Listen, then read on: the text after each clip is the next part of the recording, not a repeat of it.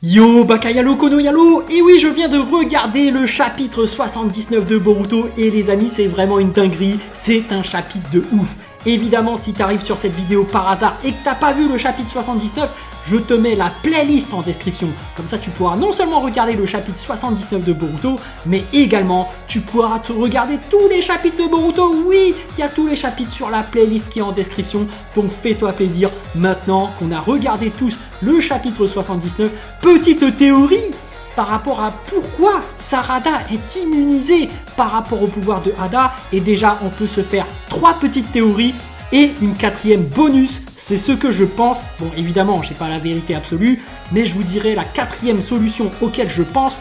Petite théorie de ma part. Mais voilà, il y a 3 petites hypothèses déjà de base qui sont assez plus intuitives. Et puis la 4e, je vais vous mettre à l'amende là, mais bon.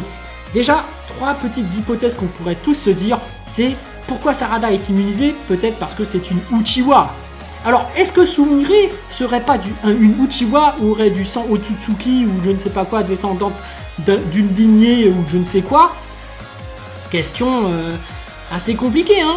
On ne sait pas. Deuxième indice, deuxième théorie, deuxième hypothèse, évidemment, c'est par rapport au saut qu'aurait Tsunade. Donc, est-ce que Sakura serait-elle immunisée? Vous savez, le Byakugo. Donc, c'est ce fameux saut qui te permet de te auto-régénérer et en plus de garder cette jeunesse. Et finalement, est-ce que Sarada ne serait pas déjà en train de le développer? Parce qu'ils avaient dit que ce Byakugo avait des ressemblances par rapport au Kama. Deuxième hypothèse, Byakugo. Troisième hypothèse, évidemment, est-ce que c'est le fait que Sarada est amoureuse de Boruto qui fait qu'elle est immunisée? Et du coup ça marcherait puisque Sumire est amoureuse de Boruto et du coup ça marche. Du coup c'est ça qui créerait l'immunité par rapport au pouvoir d'Hada. Moi j'y crois pas trop à ces 3 théories là.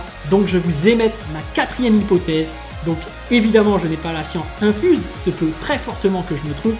Mais moi je pense que c'est l'inverse.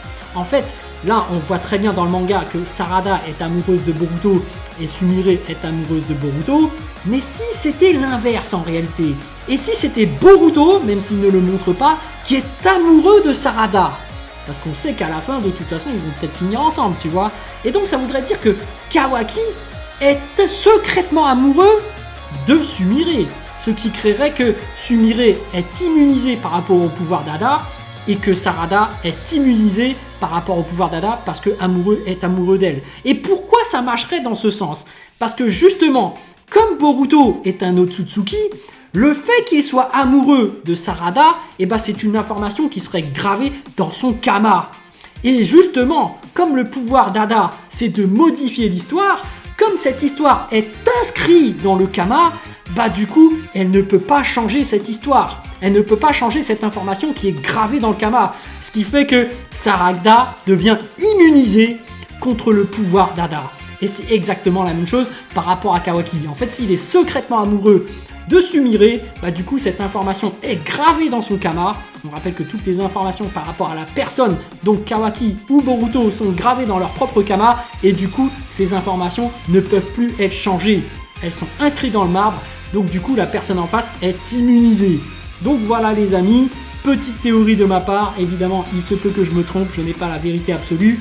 Dites-moi en commentaire ce que vous en pensez. Et puis voilà, hein. Sur ce, je vous dis donc à plus dans le bus, ou plutôt à plus tard dans le car, ou plutôt à bientôt dans le bateau.